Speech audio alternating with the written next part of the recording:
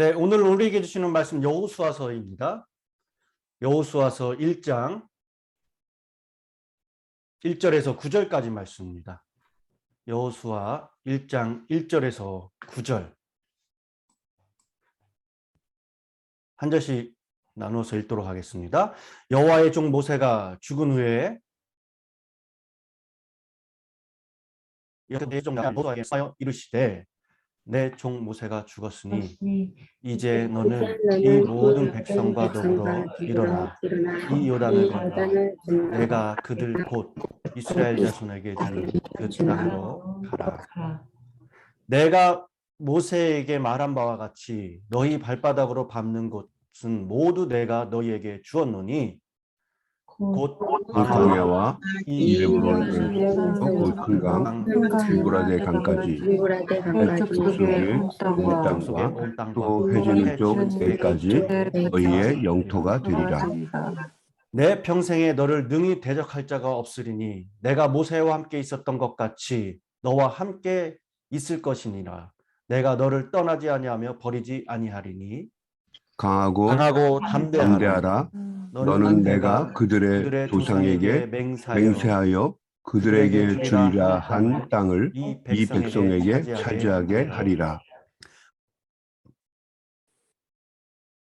오직 강하고 극히 담대하여 나의 종 모세가 내게 명령한 그 율법을 다 지켜 행하고 우러나 좌로나 치우치지 말라. 그리하면 어디로 가든지 형통하리니 이 율법책을 내 입에서 떠나지 말게 하며 주야로 그것을 묵상하여 그 안에 기록된 대로 다 지켜 행하라. 그리하면 내 길이 평탄하게 될 것이며 내가 형통하리라. 다 같이 있습니다. 내가 내게 명령한 것이 아니냐.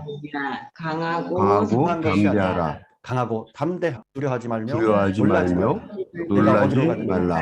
내가 어디로 가든지 내 하나님 여호와가 너와 함께 하느니라 하시니라. 아멘. 아멘.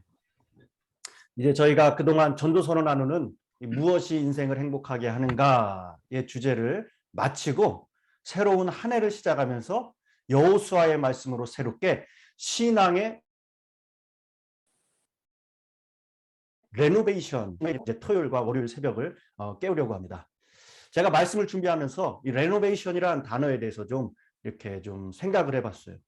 그랬더니 비슷한 단어로 우리가 리모델, 그 다음에 리폼 이런 단어를 사용합니다. 그리고 이 단어들은 흔히 어디에서 사용하느냐?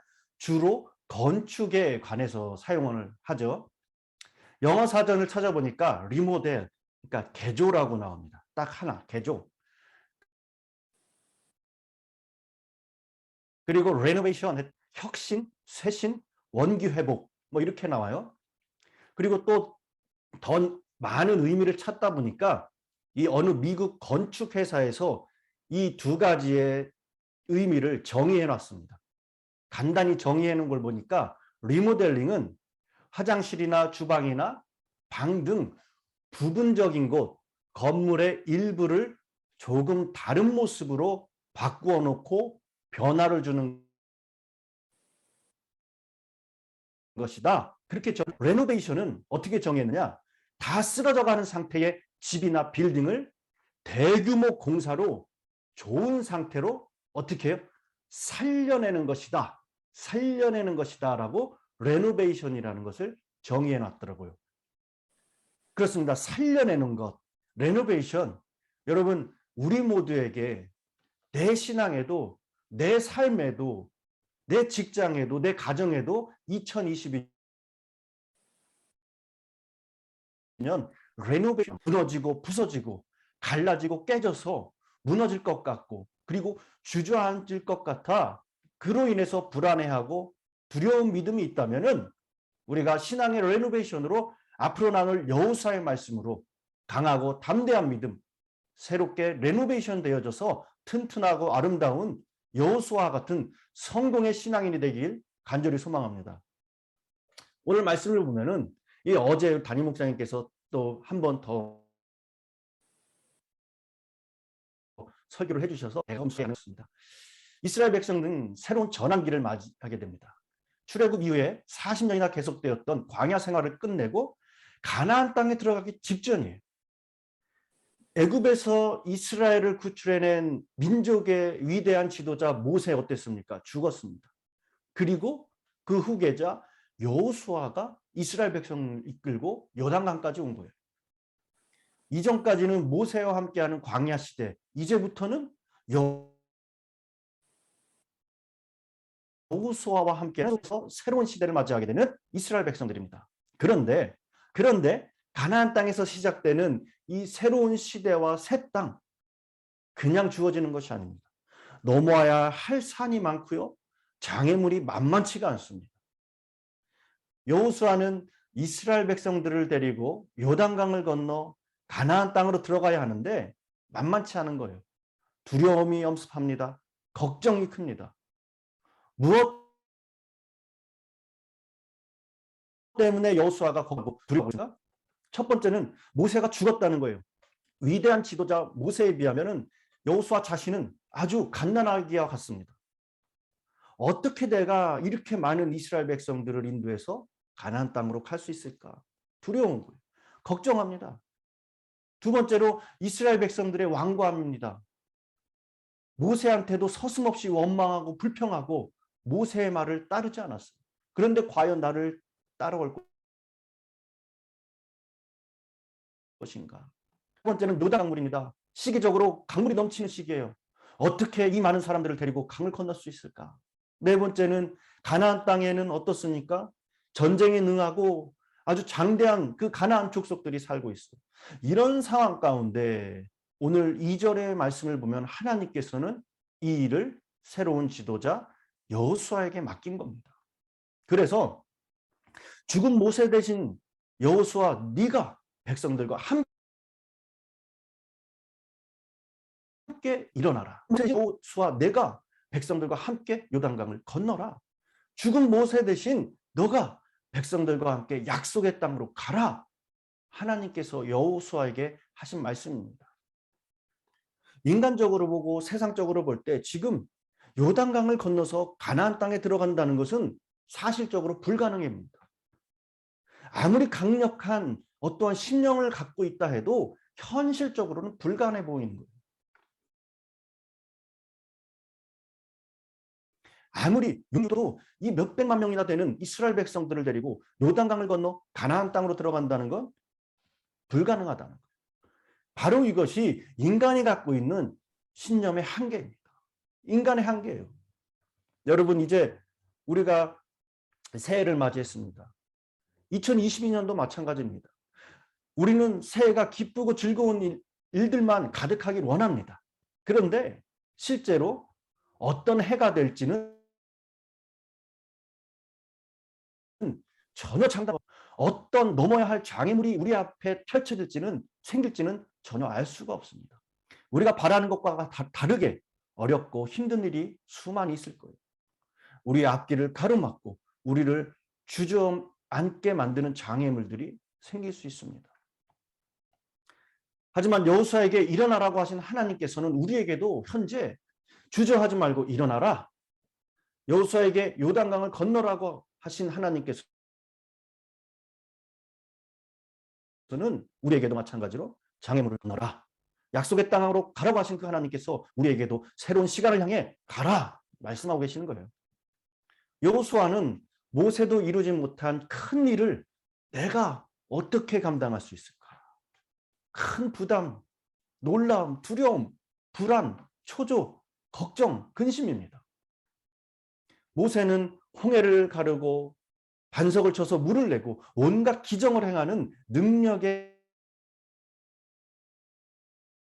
하나님의 사람이 그 불신앙, 불순종으로 거역했던 이 백성들로 인해 성취하지 못한 어려운 일인데 과연 내가 어떻게 해낼 수 있을까? 두렵습니다.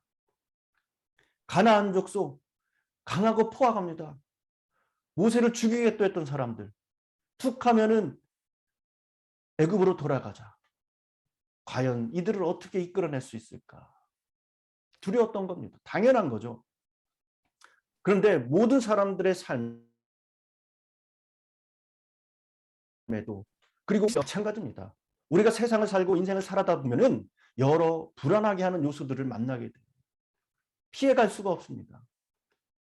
대표적인 요소들이 몇 가지가 있습니다. 내가 혼자일 때 우리는 두렵고 불안합니다. 그리고 장래, 미래가 불확실할 때 두렵죠. 그리고 어떻습니까? 사람이 죄를 범했을 때 불안합니다. 마지막으로 하나 더 생각할 것이 영적으로 무력해졌을 때 우리 그리스도인들은 두려움. 이 노만 빈센트 펄이라는 박사가 이런 이야기를 했어요. 사람들이 걱정하고 불안해하는 것들 중에 40%는 지나간 과거다. 그리고 50%는 아직 존재하지 않는 미래의 것이다. 그리고 10%만이 현재를 위한 것이다. 라고 그렇게 얘기했어요. 맞습니다. 사람은 누구나 두려워요. 그런데 여호수아 역시 지금 과거의 일로 그리고 미래에 빠져 있었을 것입니다. 그런데 이런 여호수아에게 하나님께서 직접 격려하시고 약속하고 명령을 하시는 거예요. 6절 7절에 보면 강하고 담대하라. 강하고 극히 담대하라. 담대하라. 거듭거듭 말씀하시면서 내가 너를 떠나지 않고 버리지 않겠다. 영적 무기력에서 힘차게 도전하고 전진하게 합니다. 우리가 신앙으로 삶을 살아낸다는 것은 어떠한 위대한 엄청 그냥 주님 말씀하신 것에 아멘 순종하는 거예요. 신앙으로 그것을 가지고 믿음 가지고 신뢰하고 전진하는 겁니다. 하나님은 어디로 가든지 형통하리라 말씀하시면서 항상 같이 하겠다 약속하십니다. 일어나 요단을 건너 내가 주는 땅으로 가라 밟으라. 당시 요단 강물이 불어나 이 강둑이 흘러넘쳤기 때문에 건넌다는 것은 아주 위험한 일입니다. 그런데도 하나님은 그런데 이것은 무조건 가라는 말씀이 아니고 영적 무장을 하고 요단을 건니라는 거예요. 그리고 가라 축복의 땅 순종하라 밟으라 하나님이 주시는 땅을 점령하라는 것입니다. 여러분 저와 여러분에게 역시 점령해야 할 영적 승리의 대상들이 우리 앞에 있습니다. 과거에도 있었고 현재에도 있고 앞으로도 우리에게 일어납니다. 이런 때 사방을 바라보지 말고 여호수아 순종하여 밟고 점령하여 가나안의 승리를 이루시는 저와 여러분 되길 간절히 축원합니다. 하나님께서는 여호수아에게 밟으라 그러면서 가나안으로 들어갈 수 있는 승리의 비결을 가르쳐 주셨죠. 그것이 6절, 7절, 9절에 계속해서 명령하십니다. 마음을 강하게 하고 담대하라. 마음을 강하게 하는 길은 절대자이신 하나님을 신뢰하는 길밖에는 없습니다. 이것을 우리는 하나님에 대한 믿음이라고 해야. 이것의 원뜻은 바로 서라는 거예요. Stand firm. 이것은 진리를 따라 살고 정직하게 살고 하나님 앞에 바르게 사는 것을 의미합니다. 이렇게 승리를 위해 신앙으로 전진하라는 거예요. 그리고 승리의 비결 두 번째로 7절에 보면은 좌로나 우로나 치우치지 말라. 사람은 사탄의 유혹과 자신의 욕심과 감정과 인정 때문에 어떻습니까? 좌로 치우치고 우로 치우치기 쉽다는 거예요. 그냥 바른 길을 걸어가라.